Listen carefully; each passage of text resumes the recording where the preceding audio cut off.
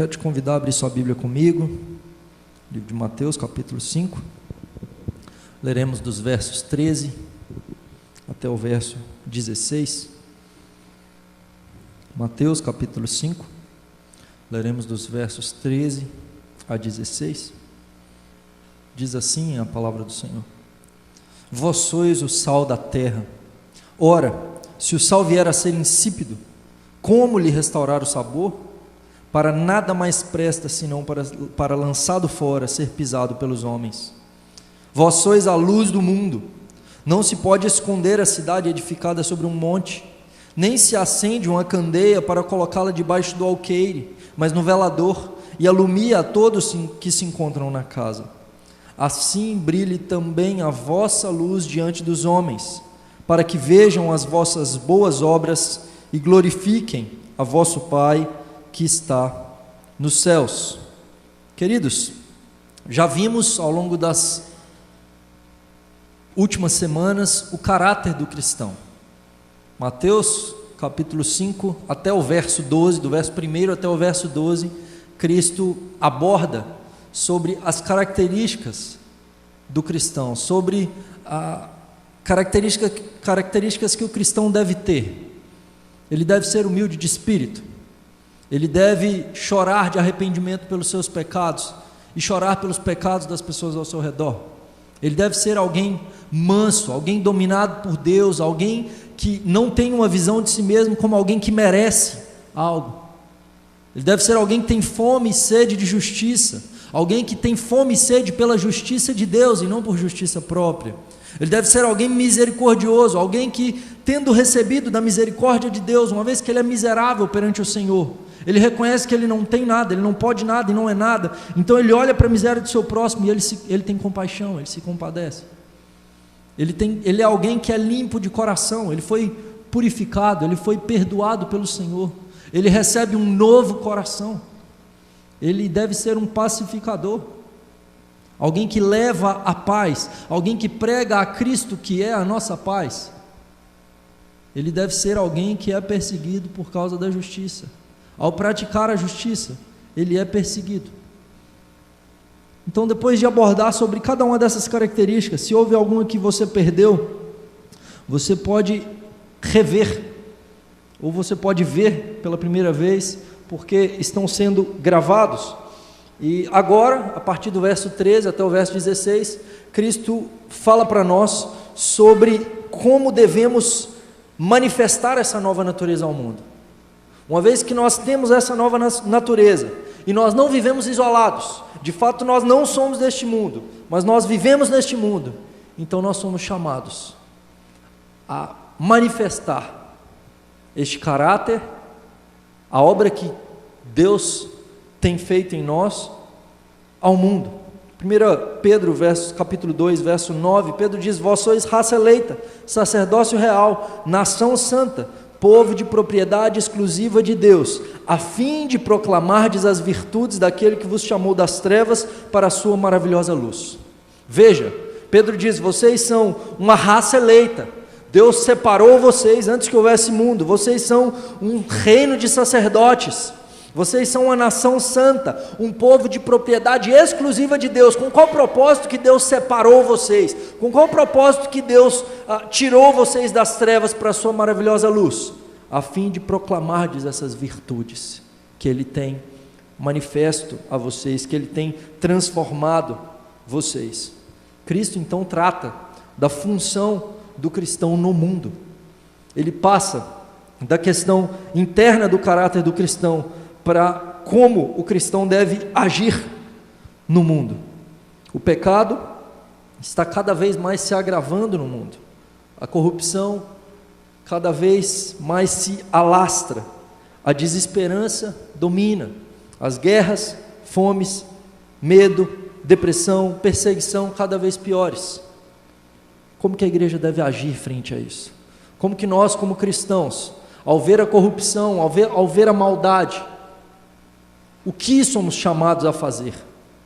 O que somos chamados a pregar? A como somos chamados a agir? Então Cristo trata da questão de que o cristão deve ser sal e ele deve ser luz. Ele está no mundo e deve se fazer presente e deve se revelar ao mundo para que o mundo veja algumas coisas. Vemos isso na pessoa de Daniel. Quando lemos o livro de Daniel, vemos um jovem de 17 anos chegando na Babilônia. Provavelmente um jovem com 17 anos que é feito eunuco. Ele chega na Babilônia e vai morar no palácio do rei, respondendo para o chefe dos eunucos. Então, aquele jovem sofre tremendamente ao chegar na Babilônia.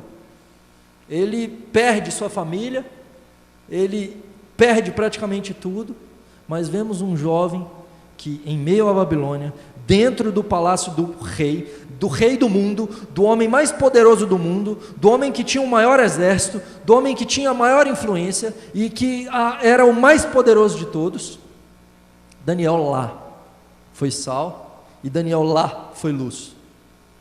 Ele não compactua com o mal, ele condena o mal. Ele está lá no dia que a Babilônia cai perante o Império Medo-Persa. Daniel está no palácio falando a Belsazar, o sucessor de Nabucodonosor: o teu reino foi pesado e achado em falta, tirado de ti e dado aos medos e os persas. Daniel estava lá naquela noite em que Ciro conquista e derruba o reino babilônico. Daniel impactou 4 reinos, 4 líderes, porque ele foi luz, porque ele foi sal. Ele conquistou o respeito daqueles homens. É o que a Bíblia diz: que quando nós praticarmos as nossas boas obras perante o mundo, eles vão glorificar a Deus.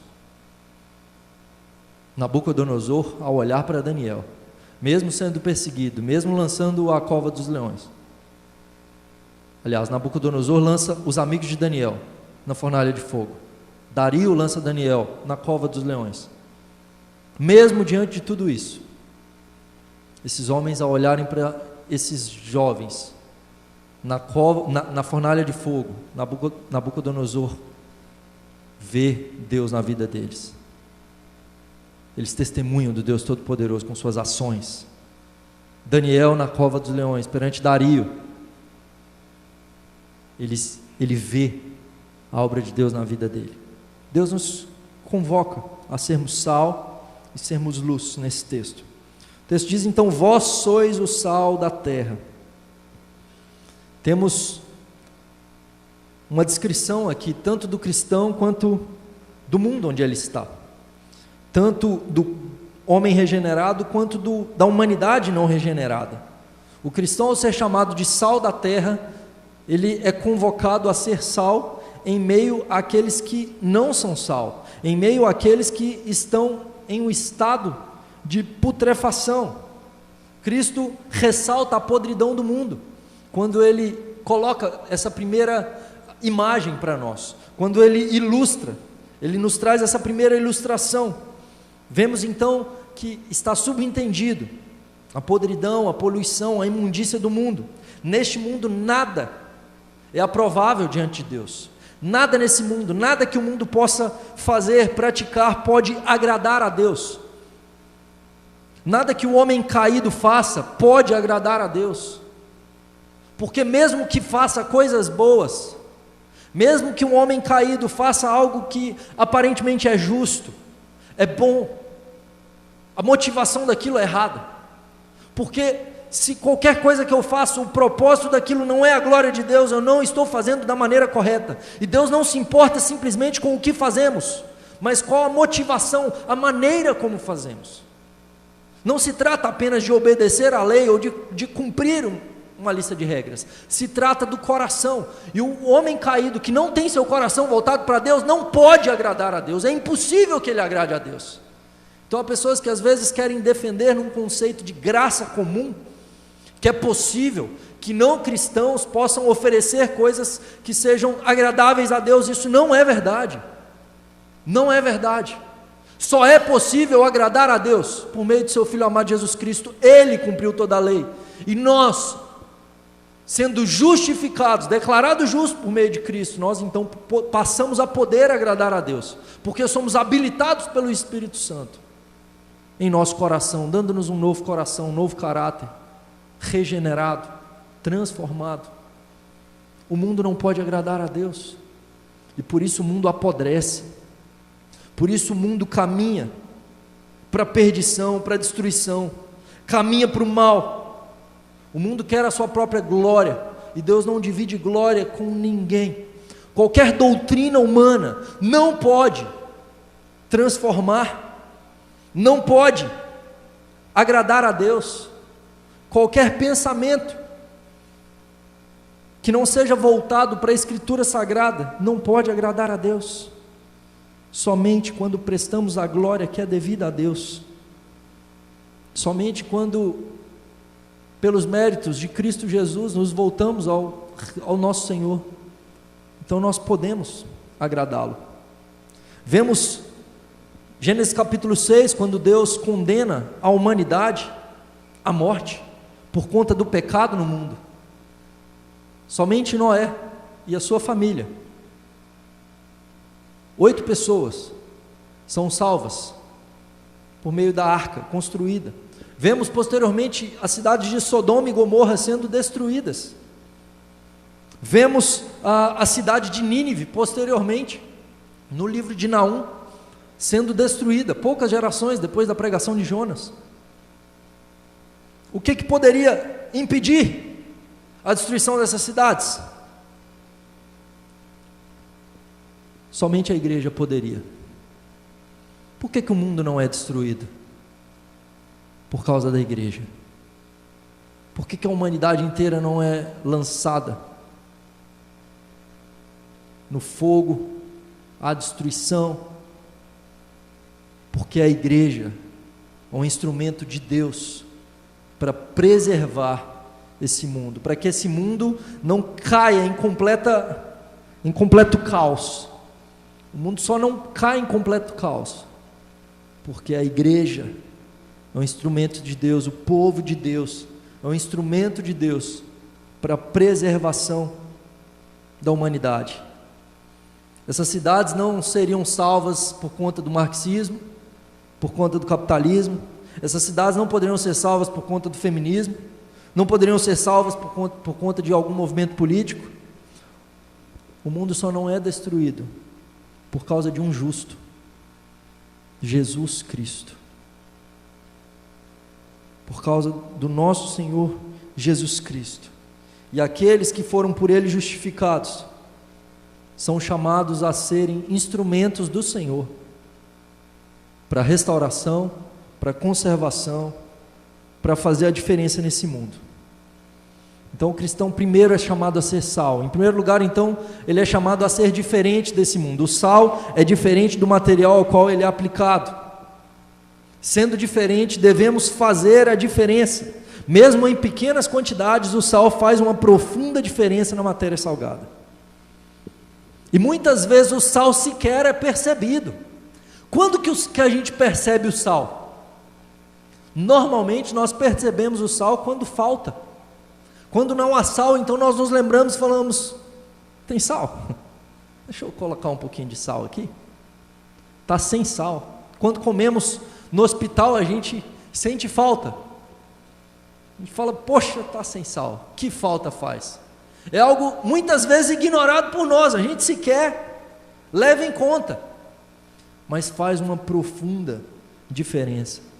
Deus nos chama, queridos, a fazermos a diferença, estando no mundo, sermos instrumentos de Deus para fazer a diferença. E quais são as características do sal que fazem a diferença? Há pelo menos 3 características que a gente pode ressaltar do sal sendo usado naquela época. Em primeiro lugar, ele impede que os alimentos apodreçam, ele impede a putrefação. Então você quer que uma carne não apodreça muito rápido, você salga ela. Naquela época não existia geladeira, hoje a gente congela, está congelado, está tranquilo. Naquela época não existia congelador, Então o que era feito para que o alimento então não apodrecesse, para que ele durasse por mais tempo, principalmente a carne, era salgada, era colocado sal sobre ela. O cristão, da mesma maneira, é chamado a evitar a putrefação do mundo, porque a igreja está no mundo, o mundo não é tão mau quanto ele poderia ser. A pregação, a ação da igreja, a vida da igreja impede o mal no mundo. A proclamação, a condenação do pecado, pregando o evangelho, orando, se colocando perante Deus por esse mundo, é um instrumento de Deus para que o mundo não vá de mal a pior, para que ele não esteja no pior estado. Os crentes são incômodos, querido. A rainha da Escócia dizia que tinha mais medo da oração de John Knox do que de um exército. Aquele homem dobrava os seus joelhos e clamava a Deus. E John Knox dizia: Senhor, dá-me a Escócia, senão morrerei. Senão eu morro, Senhor. E aquele país foi alcançado pelo Evangelho, que tirou aquela nação da podridão, das trevas, e trouxe para maravilhosa luz. Nação que foi instrumento de Deus para alcançar os Estados Unidos e chegar até o Brasil posteriormente, com o presbiterianismo. Sendo incômodos, falaremos contra o pecado, lutaremos contra o pecado, contra a prática do pecado institucionalizado, oraremos, nos colocaremos perante o Senhor, perante a face de Deus, buscando para que Deus não permita que o mal continue, que a corrupção se alastre. Temos orado, temos colocado perante o Senhor. Quando oramos, somos sal. Quando proclamamos a palavra, o evangelho, somos sal. Quando condenamos os pecados, somos sal. E somos chamados a agir dessa maneira. Quando não o fazemos, não estamos salgando. Quando eu vejo o pecado e me calo, eu não estou exercendo o meu papel, a minha função. Quando eu preciso orar e não oro, eu não estou exercendo o meu papel, a minha função. Quando eu preciso proclamar o evangelho e não proclamo, eu não estou exercendo a minha função. Em segundo lugar, o sal era colocado sobre feridas para trazer cura. A igreja é chamada para ser um instrumento de Deus para curar a humanidade. Os anjos gostariam de pregar o evangelho. Nós somos chamados a ser um instrumento de Deus para levar a cura para as nações. Cura por meio de Cristo, por meio da pregação do evangelho, a doentes, a enfermos. Temos nós sido instrumento de Deus para curar outros? Temos nós sido um instrumento de Deus para tratar das feridas, para ver que o mundo está ferido e ser instrumento de Deus para gerar cura? Em terceiro lugar, o sal era usado para dar sabor. A igreja dá sabor ao mundo. Sem o cristianismo, o mundo seria intragável. O cristianismo traz vida em meio à morte, sabor em meio à insipidez, traz graça em meio à desgraça, porque leva a pessoa do Senhor Jesus Cristo, porque vive o reino de Deus,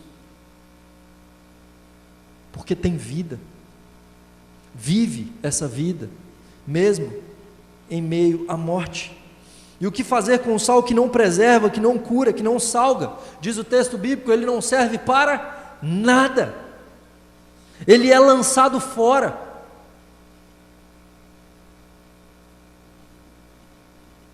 É muito sério essa palavra, querido. Aquele que pensa ser sal, mas não exerce a sua função, não serve para nada. E se não há função, ele é lançado fora. Devemos olhar com muito temor para isso e questionar o nosso coração, se nós temos sido sal.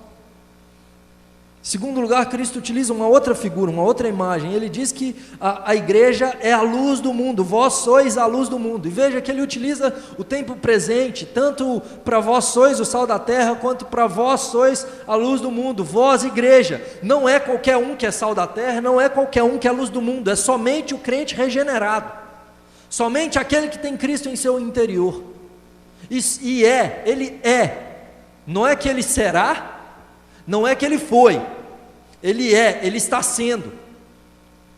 Durante toda a sua jornada, você é sal, você é luz, não há como negar isso, e não há como deixar de ser.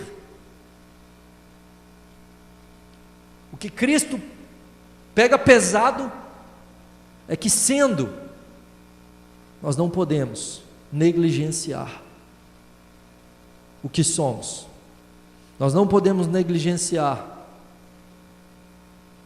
aquilo para o qual nós somos chamados, o propósito, do porquê fomos tirados das trevas para a luz, do porquê fomos salvos para boas obras, para proclamar o Evangelho.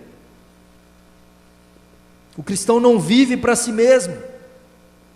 Queridos, muitas vezes, e aí nós percebemos que estamos caminhando em maturidade, quando paramos de ver o mundo centrado em nós. Muitas pessoas, no início da sua jornada, ou quando ainda não foram regeneradas, acham que o mundo gira em torno delas, que tudo se trata da história dela, tudo se trata de mim, que Deus tem que me abençoar, que Deus tem que me dar vitória, que Deus tem que me fazer prosperar, que Deus tem que... E tudo se trata de mim, de mim, de mim. Por isso muitas músicas cristãs hoje em dia, meu. Músicas ditas cristãs, que a centralidade da música sou eu. Onde Deus tem que dar vitória, onde eu tenho que ser exaltado. E não é isso que o texto bíblico diz. O texto bíblico diz que o propósito da nossa existência não é voltado para nós, primeiro é voltado para a glória de Deus. Nós fomos criados por Deus para exercermos o nosso papel como igreja, e isso não se trata de uma autoglorificação, ou de que as pessoas nos vejam e nos exaltem, isso se trata de exaltar a Deus. A Babilônia olhava para Daniel, e não era ele que era exaltado, era o Deus de Daniel, porque ele era a luz. E ele não dizia que tinha luz própria, ele apontava para o Deus Todo-Poderoso. Ele poderia se voltar contra o Senhor dizendo: olha, eu fui feito eunuco, eu estou preso, eu estou impossibilitado de estar na minha terra com a minha família. Daniel sabia que existia um propósito muito maior, e ele foi instrumento de Deus para impactar a sua geração, para no trono da Babilônia dizer que apesar de em Israel não haver um rei, Deus continuava reinando. Deus estava acima de Nabucodonosor, Deus estava acima de Belsazar, Deus estava acima de Dario, Deus estava acima de Ciro. Deus reinava, mesmo que o trono davídico estivesse vazio, Deus continuava reinando.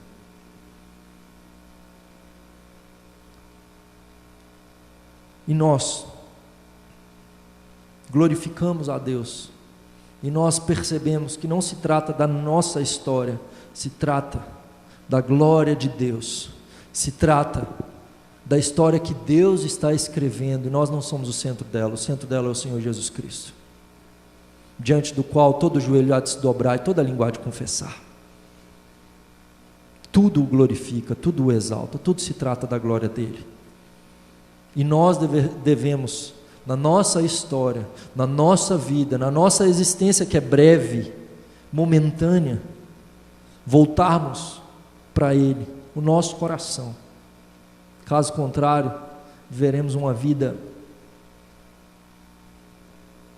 desperdiçada, uma vida idólatra, sem propósito algum. O cristão tem um propósito na sua existência. Ele vive para salgar, ele vive para iluminar outros. O homem pensa ser luz, o homem pensa que o seu conhecimento vai trazer luz a outros. Roma acreditava que ao conquistar as nações ao seu redor, ao levar a Pax Romana, onde eles submetiam os bárbaros e os colocavam como escravos perante o Império Romano e diante do imperador, acreditavam estar levando luz. No século XVIII, quando surge o Iluminismo, eles chamam então o período anterior, né? Antes disso foi chamado de Idade das Trevas, porque eles diziam que foi um período em que a igreja estava no controle, então foi um período de trevas, o que não é verdade. A ciência cresceu, o homem continuou de fato crescendo em muitas áreas, mas eles negam isso dizendo, não, agora quando nós tiramos Deus da história, no Iluminismo, na Revolução Francesa, agora então nós estamos na era da luz. Eles acreditavam que a ciência era oposta à religião, e agora por meio da ciência, e negando a religião, e tirando Deus da história, o homem iria melhorar, e a humanidade então viveria uma era de ouro, uma era iluminada. E como a gente pode perceber, isso não foi verdade. Tirar Deus da história, tentar tirar Deus da história, só gerou mais guerras, só gerou mais destruição, mais mortes. Um partido político não pode ser luz, conhecimento, ciência não pode ser luz, um time de futebol não pode trazer luz. Somente o cristão pode ser luz no mundo que vive em trevas. Assim como uma vez que Cristo diz que nós devemos ser sal, e isso implica que o mundo está apodrecido, enfermo, insosso. Agora, ao dizer que nós somos luz, ele diz que o mundo está em trevas, está em escuridão, está em completa cegueira. E a luz traz esperança, queridos. Conta-se de um certo experimento em que um rato foi colocado em um recipiente com água, totalmente escuro, e o rato então nadou em busca da salvação por 3 minutos, depois de 3 minutos em completa escuridão, ele desiste e morre afogado. O mesmo recipiente é colocado outro rato, e uma luz piscava de tempo em tempo, e o rato, naquele ambiente em que a luz por alguns momentos piscava e permitia que o rato visse o ambiente onde estava, ele nadou em busca da salvação por 36 horas, até desistir e morrer afogado. O simples fato de haver luz ou não haver luz mudou a situação de 3 minutos para 36 horas. O cristão é chamado a ser luz nesse mundo, para de fato trazer a verdadeira esperança a esse mundo. Uma vez que Cristo chama a igreja para ser luz do mundo, vemos então que o mundo está em trevas, o mundo está cego, queridos, e sequer percebe isso. Quando ficamos muito tempo em um ambiente muito escuro e a gente sai para um ambiente de luz, a gente é agredido, os nossos olhos são agredidos, a gente não fica bem, a gente acostumou com aquele ambiente sem luz. O mundo acostumou com as trevas, o mundo gosta das trevas, o mundo acha que vê. O homem anda como tateando, procurando a Deus, porém sem nenhum sucesso. Tudo aquilo que ele pode tocar, cheirar, ver de maneira distorcida, ele se curva diante disso. Todo tipo de ídolos, eles colocam a sua esperança em tudo aquilo que é contrário a Deus. tudo aquilo que é contrário a Deus, o homem coloca a sua esperança, o seu coração, a sua vida. Fanáticos por futebol, a alegria dele está nisso, do time, faz tatuagem, a vida dele está focada nisso. Fanático por cantores, por bandas, por ídolos, por estilos. Fanático por conhecimento, por sucesso, por fama, por poder, por dinheiro. O homem está em trevas, buscando aquilo que não pode saciar a sua alma, tateando em busca de conseguir saciar a sua alma, mas ele não consegue, de modo que ele não enxerga nada ao seu redor, ele não enxerga o seu próximo, ele não enxerga o seu estado espiritual diante de Deus, ele não percebe que ele está debaixo da ira, que ele está caminhando para a destruição, que ele é escravo. Ele não enxerga isso, ele não enxerga o seu próximo, o seu relacionamento está em trevas, ele não vê o seu próximo, ele não enxerga a criação, e tampouco enxerga a Deus.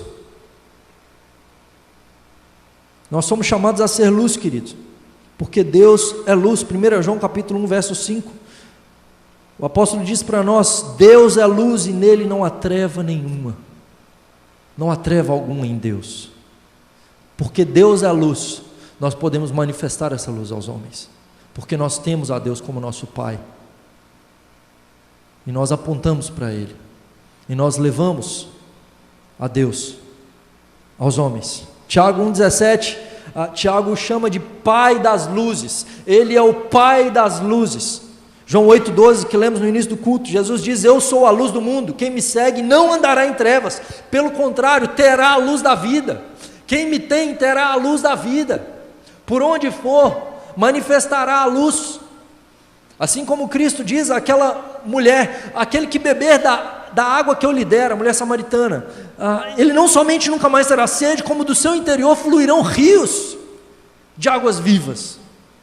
Nós não somente somos tirados das trevas, do império das trevas, e transportados para o reino do Filho, quanto agora levamos luz a outros. O Evangelho de João capítulo 1, versos 4 e 5, depois de dizer que o verbo, Jesus Cristo, é Deus, ele diz que a vida estava em Cristo, e a vida era a luz dos homens. A luz resplandece nas trevas, e as trevas não prevaleceram contra ela. Nós brilhamos, não porque temos luz própria, como a lua brilha, é um satélite que reflete a luz do sol, e não dela. Nós refletimos a luz que vem de Deus, brilhamos porque Deus brilha em nós. O nosso caráter, que é transformado pelo Espírito Santo, que nos dá e desenvolve em nós do fruto do Espírito. Então, quando agimos como Cristo, quando vivemos como Cristo, quando apontamos para Cristo, temos a luz da vida, a luz de Cristo brilhando em nós, por onde formos. E por onde formos, a luz dissipa as trevas. No Antigo Testamento, Moisés, quando ficava perante o Senhor, diz o texto bíblico que o seu rosto brilhava. Só que passava um pouco de tempo, essa luz ia diminuindo.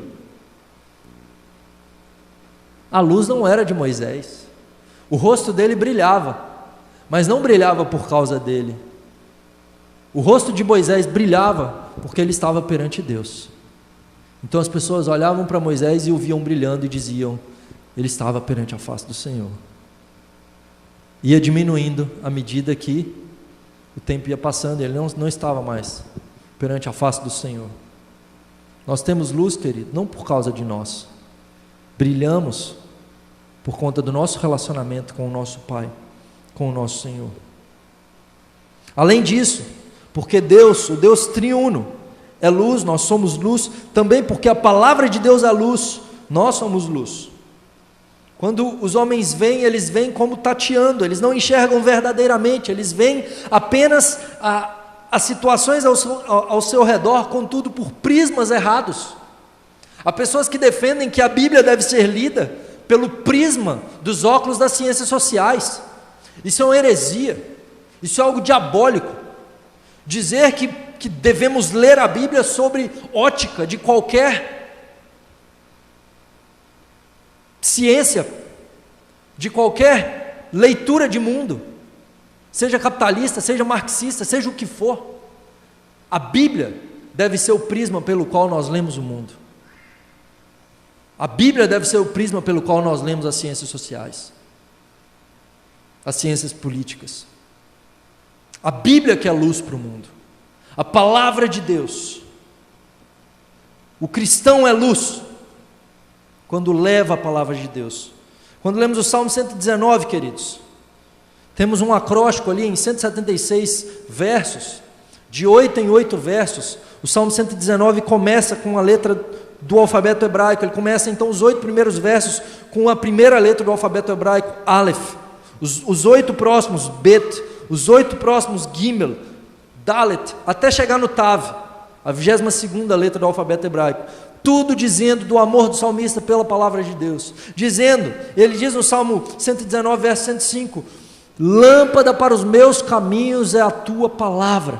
Ela é luz para os meus caminhos. Ela é lâmpada para os meus pés. A Bíblia é o GPS da vida. A Bíblia é que guia os nossos caminhos.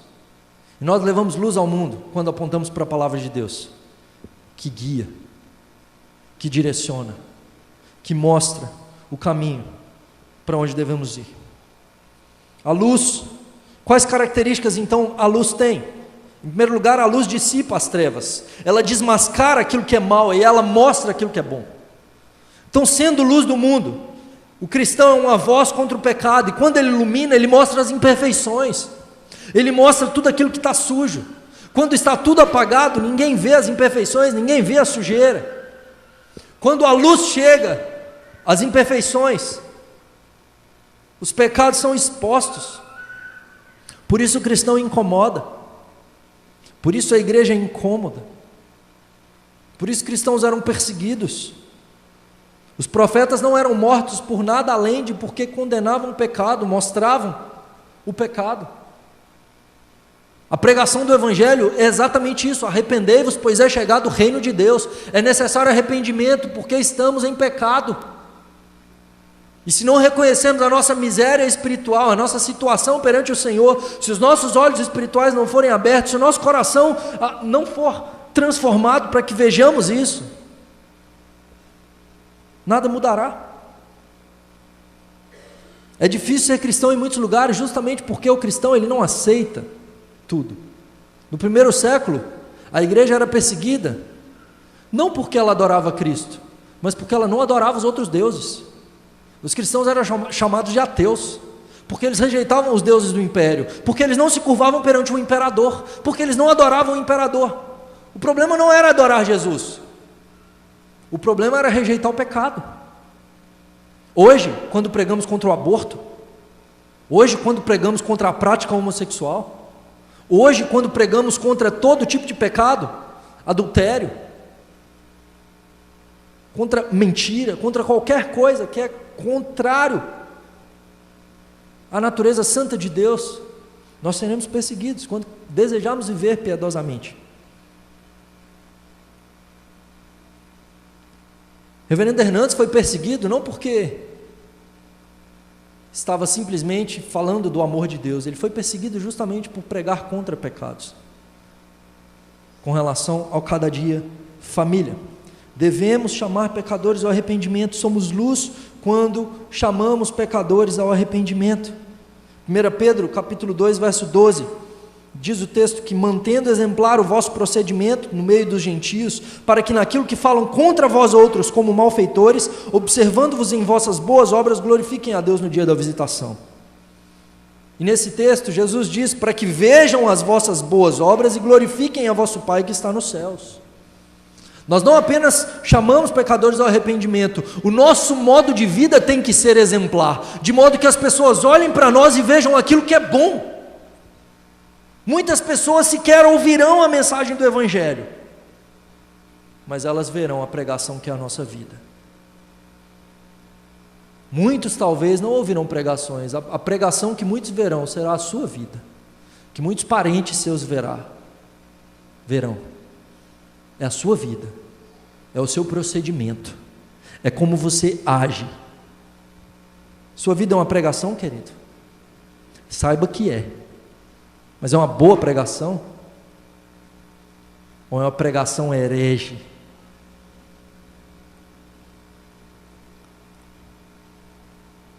Não somos chamados a ser uma igreja permissiva, que ignora pecados. Não somos chamados a ser uma igreja indiferente. Somos chamados a uma igreja que traz luz, uma igreja que traz cura, que purifica, que mostra o que é bom, que de fato chama ao arrependimento e trata do pecador. Sendo luz, somos chamados a apontar o caminho para que as pessoas saiam das trevas. Devemos apontar para Cristo. Tudo na Escritura aponta para a pessoa de Cristo. Pode ler qualquer texto da Bíblia, querido, de Gênesis a Apocalipse. Se você ler esse texto e não compreender que esse texto está apontando para o Messias, para o Senhor Jesus, você não compreendeu bem esse texto. Toda a lei aponta para Cristo. Toda a profecia no Antigo Testamento culmina na pessoa de Cristo. Toda a Escritura aponta para a pessoa de Cristo. Ele é quem criou todas as coisas, e Ele é quem redime todas as coisas, e a Ele toda a glória para todo sempre.